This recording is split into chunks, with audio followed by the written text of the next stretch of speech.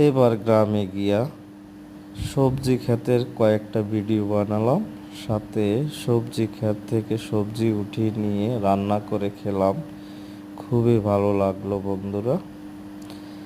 আরেকটা জিনিস আমার খুব চোখে পড়লো, সেটা হলো গিয়ে গ্রামে যে সবজি ক্ষেতগুলা বা সবজি চাষ করা হয়, ওই সবজি গাছগুলার তেমন একটা যত্ন নেওয়া হয় না।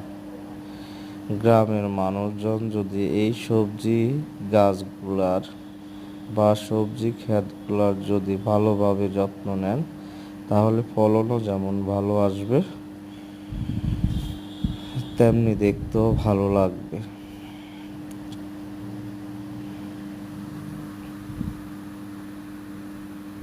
ধন্যবাদ সবাইকে।